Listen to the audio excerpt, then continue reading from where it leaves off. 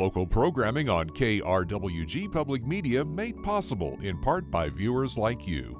Thank you.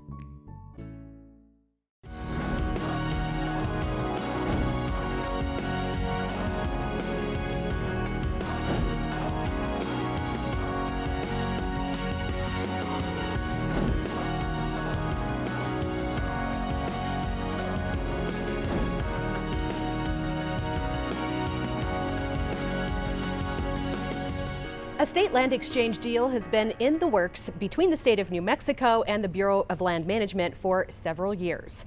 Welcome to Fronteras, A Changing America. I'm Casey Counts. Thank you for joining us.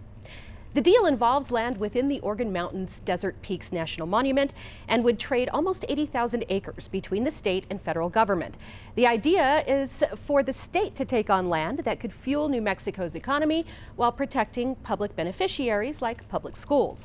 State Land Commissioner Stephanie Garcia Richard joins us on Fronteras, A Changing America, to discuss what it all means to New Mexicans. Thank you so much for being with us. I appreciate being here, Casey. Thank you. Well, before we dive into the specifics of the deal, why don't you give us a little bit of background on the land office itself and what it's responsible for? Yeah, so we are sitting in an institution right now that is funded by the New Mexico State Land Office. We have 22 named beneficiaries in the state's constitution, and the idea is we make money off of New Mexico's 13 million acres of public state trust land for these institutions. And they are essentially all of K-12 education, all of our public schools in New Mexico, our universities, and a handful of other institutions such as hospitals.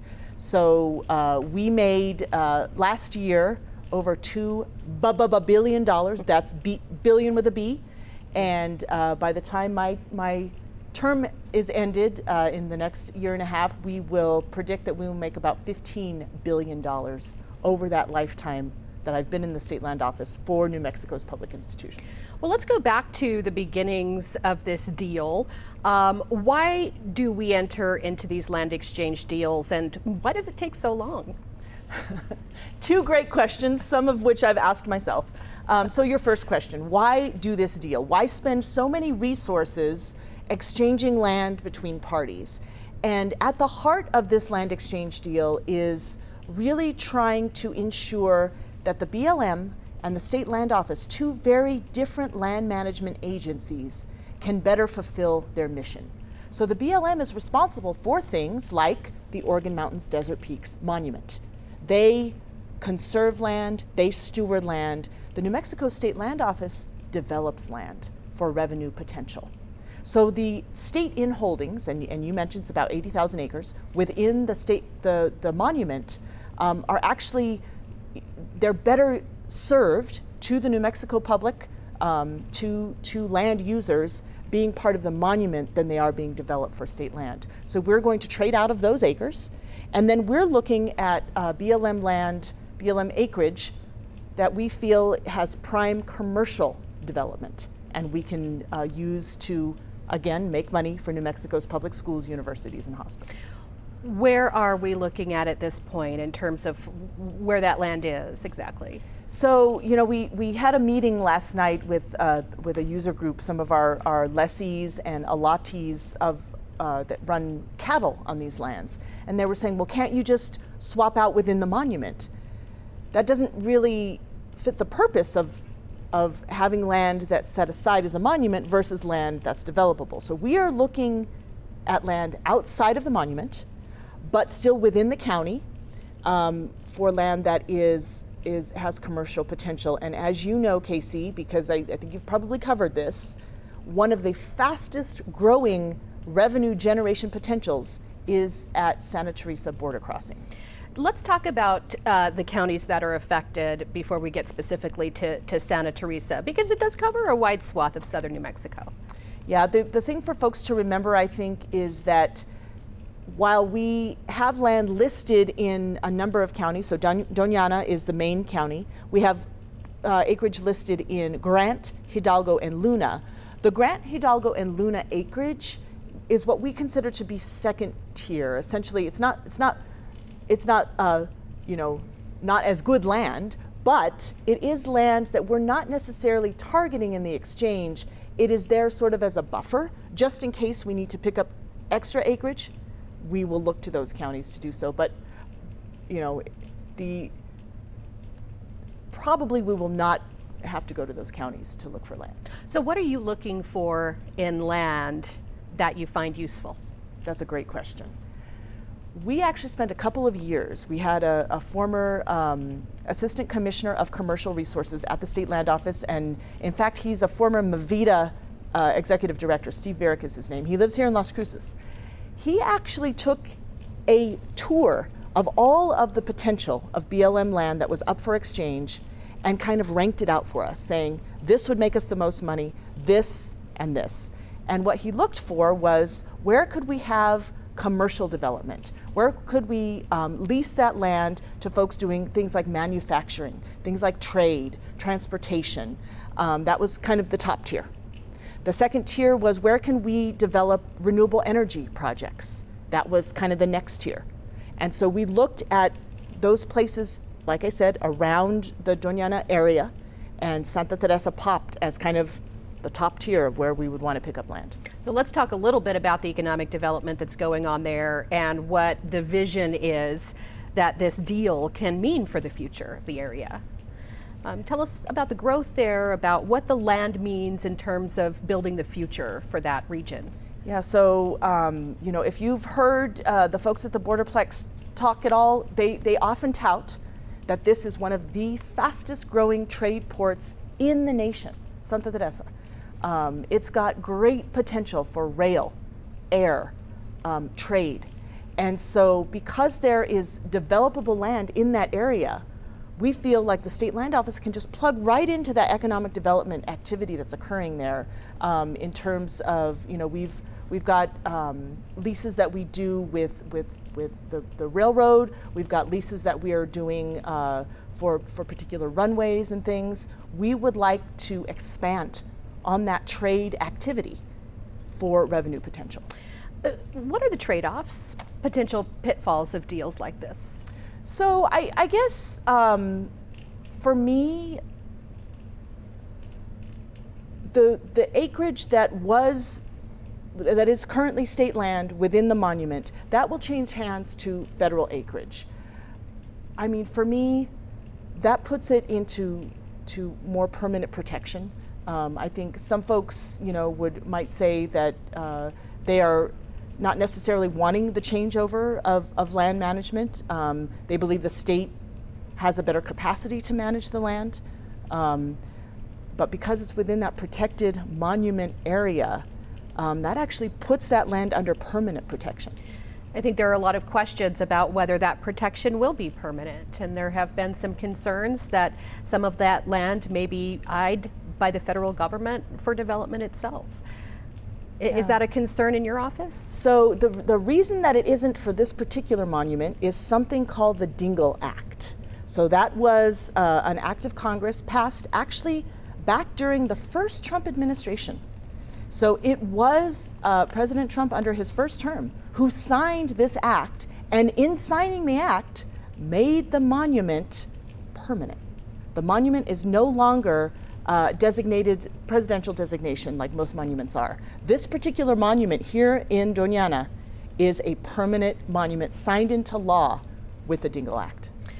Let's talk about some of the stakeholders that are involved and some of the voices that you want to hear while you go about making these decisions. Yeah, so we there's a number of folks that are impacted, user groups that are involved in this decision making. So we met with a large group last night, and those are the folks who have grazing permits and allotments both on state land and federal land. Because what will happen with those folks is that if I have a grazing lease on state land and the land gets transferred, now I have that same grazing lease, but it's managed by the federal government instead. And there are some differences between those two permits. So we talked a lot about what folks can expect last night.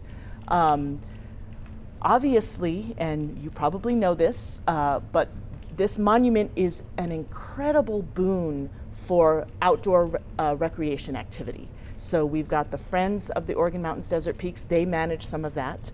We've got lots of folks who recreate on this land, tourists that come from all over the world to recreate here. And so those user groups are folks that we need to hear from as well. How will this impact your experience of using this monument? Remember that the monument brings in over 500,000 visitors worldwide per year, and $35 million per year. That's the average estimate of revenue. So this is a large impact, and we would like to improve people's experience of this monument. Mm-hmm. Let's get into the details now of the exchange as it's proposed at this point. I understand there's still a lot of work to do in terms of making determinations as to specifically what you want moving forward and how the public can have their voice heard. Absolutely. So there is still a lot of work to be done, but there is a lot of work that has been done. So what we spent the first few years doing was selecting acreage. So both acreage that we are going to exchange out of, convey, and acreage that we're going to pick up. And so that list has been, I wouldn't say finalized, but nothing new can be added to it. Acreage can fall out of it, but nothing new now can be added to these lists of acreage. Mm-hmm. And the thing that's going to determine specifically what acreage is included in this exchange is a process called an appraisal. So it's just like any kind of real estate appraisal you would get if you were shopping for real estate, shopping for a home. You get the home appraised. This is the same thing. We see the value per acre of this land, because the exchange is actually not acre per acre, it's value per value. So if it's determined that the 80,000 acres within the monument that are state land is worth $40 million, we're going to look for land that is equal to value of that same amount. So that's the first thing. Your second question was, how can folks get involved? The BLM has an amazing website they put up just for this exchange. It's got a beautiful storyboard that kind of talks about the process, what people can expect, and then there are very detailed maps that people can really dig into and see very specifically the acreage lined out for conveyance and the acreage lined out for us to pick up. It also talks about, like I said before, Casey, the kind of tier 2 acreage that we're not really targeting, but it is there in the exchange should we need extra acreage. And then there are 4 public meetings coming up in September. And I hope that you all will link those on your website, but you can find them on the BLM website. You can find them at New Mexico State Lands, nmstatelands.org. That's the New Mexico State Land Office website. And those will take place in all of the impacted counties. So Doña Ana will have a public meeting, Grant, Hidalgo, and Luna. Let's get back to some of those specific industries. We just barely touched on outdoor recreation and energy. We have to talk about those green energy projects that we've seen flourish across the state, and wonder, if they're meeting their potential at this point, and is there land within this deal specifically that would be set aside for more green energy development? So again, not within the monument itself, Mm-hmm. right? So we're trading out of those acres so we can build the projects elsewhere. We are targeting some land potentially near the border for these energy projects, for sure. The federal government has what they call the Afton Solar Zone that is in this general area as well, and that is a zone primed for solar development, primed for renewable energy development. I will say, at the State Land Office, we set ourselves a target of tripling the amount of renewable energy on state land. We actually blew past that goal. We have now 7-fold the amount of renewable energy now on state land than when I first took office. That energy is really meeting its potential. I want to talk, if you would allow me, just about a very particular piece of renewable energy, and that is our community solar projects. It was on my list, yeah. So there are some in this region. There are for folks who live here, and I'm from Silver City, so I'm very familiar with the climate of this area. We know that we have incredible solar potential. And so these community solar projects, they exist to assist local communities, neighborhoods, tribes with their renewable energy needs. They are not tied to any large utility scale project. They are specifically designed to be distributive power. So essentially they're built right where they're needed. You don't need big transmission lines for these projects. And so we are targeting some of the state land for these kinds of community solar projects. Smaller footprint, more localized. How many of those exist now? So we've got about a dozen of those statewide. I think we just signed our 11th one just recently, and they exist all over the state. How can you say people, individual families, are impacted by them? What's the change they see? Right, so essentially you have these solar developers building the community solar projects in rural areas, neighborhoods, and that power is actually going to be distributed and available to the folks who live in that region. So if you see these large-scale wind projects and you wonder like, oh, I wonder who's buying that power, usually it's not local folks. These community solar projects are available for local people to take advantage of and buy that power from. Let's talk about oil and gas a little bit. We recently saw an increase in the royalty rate. I wanted to give you a chance to talk about how increasing that to 25% changes things for New Mexicans. Yeah, so if we could just take a step back and set the stage a little bit, Casey. The New Mexico State Land Office exists to pay for our public services that we rely on. Public education, some of our public hospitals, obviously an institution like this public university. And so our mission is to make the most money we can for these institutions. I mean, I'm a public school teacher. I know the value of every single dollar that hits a classroom. So we pursued this effort to increase the amount that New Mexicans receive on our public minerals to a market rate, a rate that Texas already charged. We spent 6 years trying to do that. We finally were successful this last legislative session. And part of the criticism we received when we were trying to get that bill passed was, if you increase the rate on oil and gas, no one will want to buy New Mexico's oil and gas. Everyone will flee to other parts of the country. We found the exact opposite.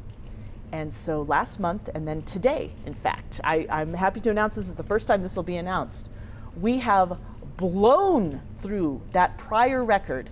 We made over $250 million today for New Mexicans at the State Land Office with this new royalty rate. And so the kind of sweet victory of that is that we are able to truly show what we said all along. New Mexico's resource is desirable, it's marketable, and people are clamoring for it. What does the long-term future look like for oil and gas in New Mexico? So, we've heard lots of predictions around how much resources is in the ground, which I can tell you it's a vast resource. I think probably what will change the trajectory of oil and gas in this state is demand. It's not like we're going to run out, but we know that oil and gas development has its own consequences for the climate. We know that demand is moving towards more sustainable, renewable forms of energy. So that is really what's going to impact the future. Maybe not quite within your office, but can you talk a little bit about how New Mexicans are incentivized to electrify, and maybe specifically when it comes to their cars and the charging infrastructure that just, we see it here and there, but... We see it here and there. So I drive an electric vehicle, Casey.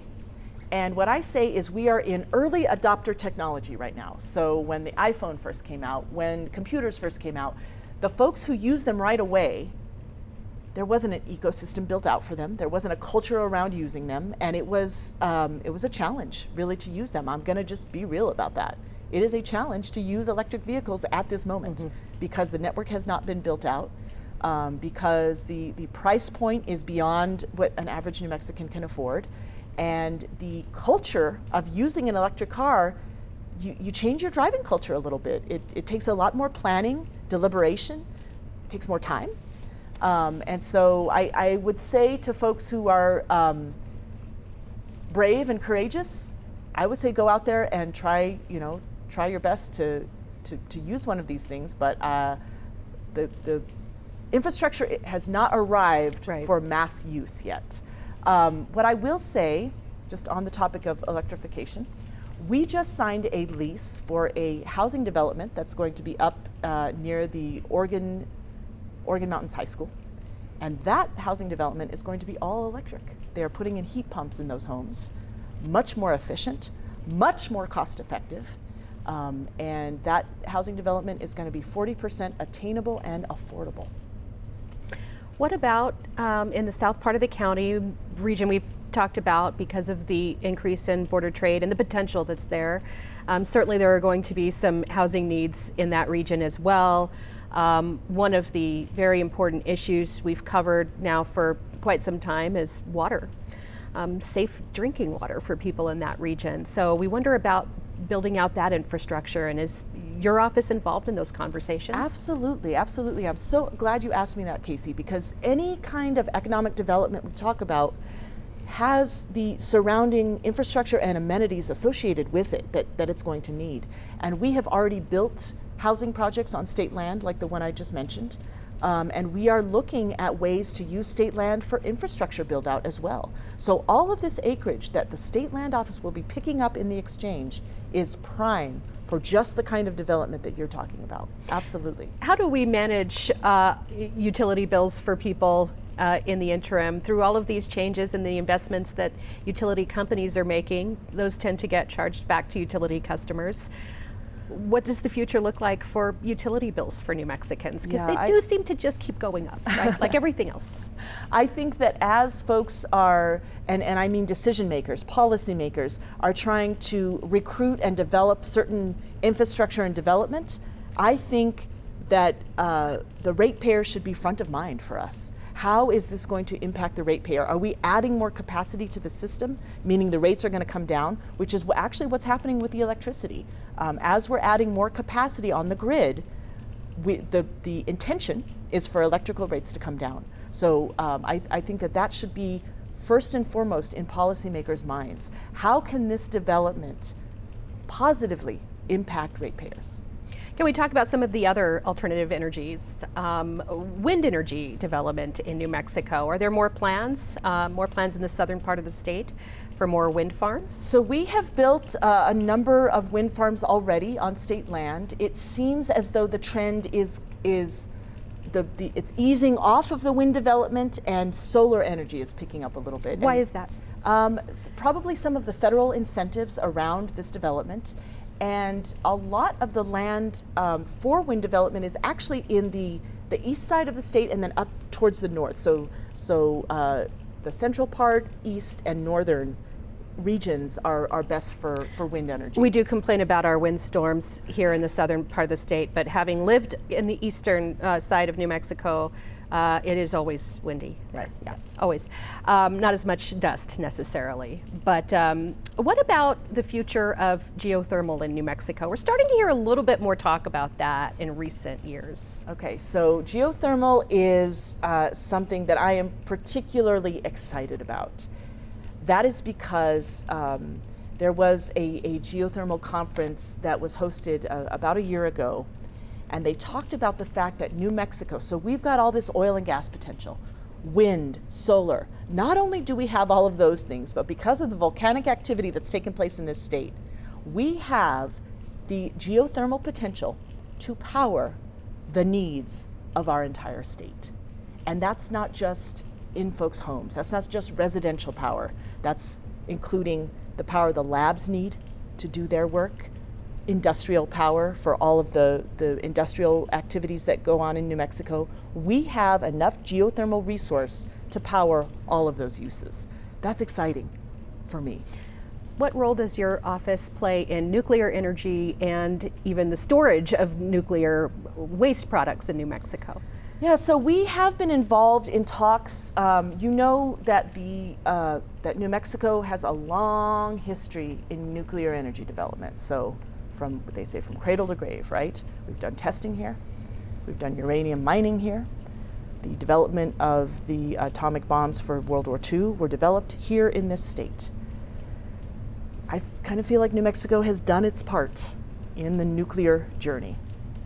But New Mexico is being targeted for storage of what they call spent nuclear fuel. And that is commercially generated spent nuclear fuel. New Mexico has no nuclear utility scale generator. We have no, none of those exist in New Mexico. Neighboring Arizona, Palo Alto, you think about, but but we are being asked to take the waste from those projects into New Mexico. At the State Land Office, we have been pushing back against the use of New Mexico for such a project.